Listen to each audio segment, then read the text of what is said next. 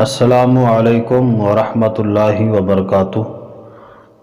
آسان تعلیم قرآن چینل سے قاری احمد علی مہروی آپ کو خوش آمدید کہتا ہے۔ آج ہم بنی اسرائیل کے ایک ایسے شخص کا تذکرہ کریں گے جس نے 100 افراد کو قتل کیا تھا، لیکن اللہ کریم نے اس کو پھر بھی معاف کر دیا۔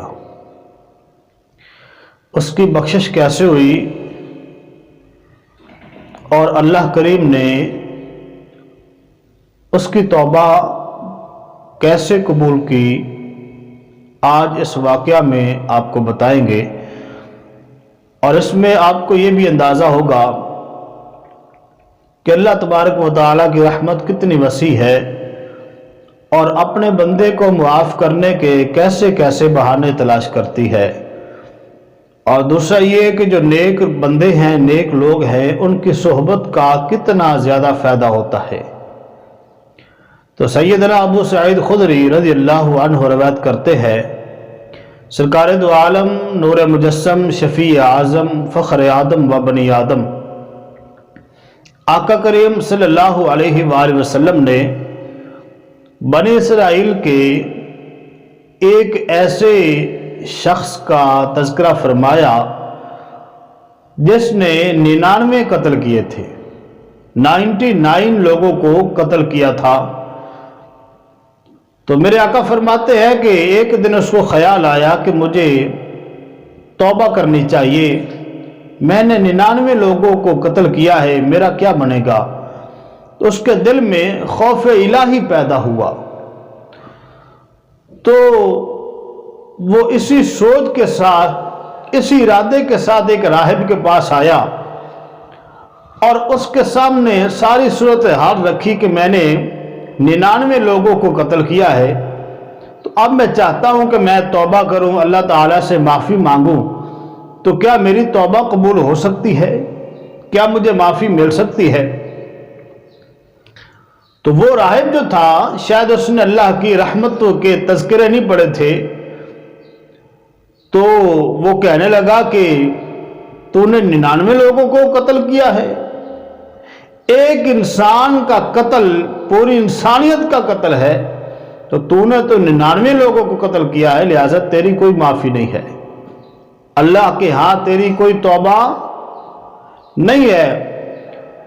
تو وہ جو قاتل تھا نا، وہ اور غصے میں آ گیا، تو اس نے کہا 99 لوگوں کو قتل کیا ہے تو معافی نہیں ہے، تو اگر 100 ہو جائیں گے تو پھر بھی تو یہی معاملہ ہوگا نا، بخشش تو ویسے ہی نہیں ہونی۔ تو اس نے اس راہب کو بھی قتل کر دیا، تو اب پورے 100 لوگوں کا قاتل بن گیا۔ کچھ دن گزرے، پھر ایک دن خیال آیا کہ مجھے توبہ کرنی چاہیے، ہو سکتا ہے مجھ پہ اللہ کرم کر دے، رحم کر دے، میری توبہ قبول ہو جائے۔ پھر اسی ارادے سے ایک اور راہب کے پاس گیا، اسے سارا معاملہ بتایا، ساری صورتحال رکھی سامنے اس کے، تو اس راہب نے اسے بتایا کہ بالکل اللہ کی رحمت سے مایوس نہیں ہونا چاہیے، آپ ایسے کریں، فلاں بستی کے اندر اللہ والے رہتے ہیں جو اللہ کے نیک ہیں، ان کے پاس چلے جائیں اور ان کو ساری صورتحال بتائیں، وہ آپ کے لیے دعا کریں گے تو اللہ کریم آپ کی توبہ قبول کرے گا۔ تو وہ آدمی جس نے 100 افراد کا قتل کیا تھا، اسی ارادے سے، توبہ کے ارادے سے، وہ اپنی بستی سے چل پڑا اللہ والوں کی بستی کی طرف۔ تو جب اس راستے کے بالکل درمیان میں پہنچا نا، تو اس کی موت طاری ہوگی۔ اسرائیل علیہ السلام نے اس کی روح قبض کر لی، تو اس کی روح کو لینے کے لیے جنت کے فرشتے بھی آ گئے، جہنم کے فرشتے بھی آ گئے۔ جہنم والے کہتے ہیں کہ اس کو ہم لے کے جائیں گے کیونکہ یہ 100 افراد کا قاتل ہے، ایک انسان کا قتل پوری انسانیت کا قتل ہے، تو لہٰذا اس نے تو 100 افراد کو قتل کیا ہے، تو اس کو جہنم میں ہم لے کے جائیں گے۔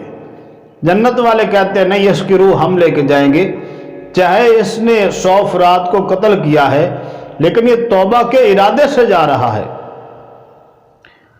इसका इरादा नेक था, तो लिहाजा इसको हम लेके जाएंगे। तो जहन्नम वाले कहते हैं तौबा का इरादा तो था, नीयत तो थी, लेकिन अभी तौबा की तो नहीं है ना, तो लिहाजा इस पर जहन्नम वाजिब है। जन्नत वाले कहते हैं नहीं, उसकी नीयत नेक थी, तो लिहाजा इसको हम लेके जाएंगे। तो अल्लाह करीम ने हुक्म दिया कि ऐसे करो। अब उनका झगड़ा चल रहा था ना, वो कहते हम लेके जाएंगे, वो कहते हम लेके जाएंगे।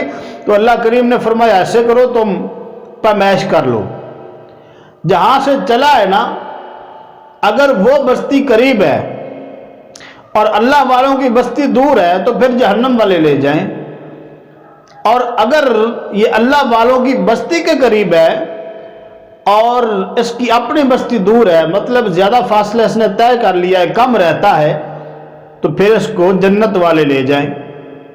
तो जब पैमाइश की गई तो चंद इंच कह लें कि जब उसकी रूह कब्ज हुई थी ना, तो वो बिल्कुल सेंटर में था, तो गिरा उस तरफ जिस तरफ अल्लाह वालों की बस्ती थी। तो चंद इंच आप कह लें कि उस तरफ था जब पैमाइश हुई, या ऐसे कह लें कि अल्लाह करीम ने उस तरफ से जमीन को कम कर दिया, समेट दिया, तो इस तरह उसकी माफी हो गई, अल्लाह करीम ने उसको माफ कर दिया। तो इस वाकया से हमें यह भी सोचना चाहिए कि हम अगर कोई गुनाह कर ले या गुनाह हो गया है तो हमें मायूसी इख्तियार नहीं करनी चाहिए। अल्लाह की रहमत बहुत वसी है और उसकी रहमत हमेशा बहाने तलाश करती है। उसकी जो रहमान और रहीम वाली सिफात है ना, वो कहार और जब्बार वाली सिफात पर गालिब है। तो इसलिए तौबा कर लेनी चाहिए, अल्लाह की ज़ात माफ़ करने वाली है। और दूसरा यह है कि इंसान अगर कोई अच्छी नीयत करता है और वो अमल इंसान नहीं कर पाता किसी वजह से, तो अल्लाह करीम उसको फिर भी उसकी जज़ा अता फरमाता है, उसका सिला अता फरमाता है। इसलिए कहते हैं ना इन्नमल आमालु बिन्नियत, आमाल का दारोमदार नीयत पर है। और तीसरा ये है कि अल्लाह वालों की सोहबत का कितना फायदा है। अब वो इस इरादे से जा रहा है कि मैंने अल्लाह वालों के पास जाना है, वो मेरे लिए दुआ करेंगे, अभी उनके पास पहुंचा नहीं है, अभी दुआ नहीं हुई, ये इरादा है, तो अल्लाह ने उसको माफ कर दिया। तो अल्लाह वालों के पास पहुंच जाता तो उसको क्या सिला मिलता। इसलिए नेक लोगों की सोहबत इख्तियार करनी चाहिए, उनके पास बैठना चाहिए, बुरे लोगों की सोहबत से बचना चाहिए। मैं अपनी बात का इख्तिताम मियाँ मोहम्मद बख्श रहमतुल्लाह अलैह के इन अशार से करना चाहता हूँ। आप फरमाते हैं कि चंगे बंदे दी सोहबत यारो जिमें दुकान अतारा, चंगे बंदे दी सोहबत यारो जिमें दुकान अतारा, खुशबू भावें लइये ना लइये हुल्ले औन हजारा। ते गंदे बंदे दी सोहबत यारो जिमें दुकान लुहारा, कपड़े भावें कुंज कुंज बइये जिनका औन हजारा। तो अल्लाह करीम हमें तौबा करने की, नेक लोगों की सोहबत में बैठने की तौफीक अता फरमाए। वीडियो अच्छी लगी हो तो लाइक ज़रूर करें, अगर आप चैनल पर नए हैं तो सब्सक्राइब भी कर दें। नई वीडियो तक कारी अहमद अली मेहरवी को इजाज़त दीजिए। अस्सलामु अलैकुम व रहमतुल्लाहि व बरकातुहू।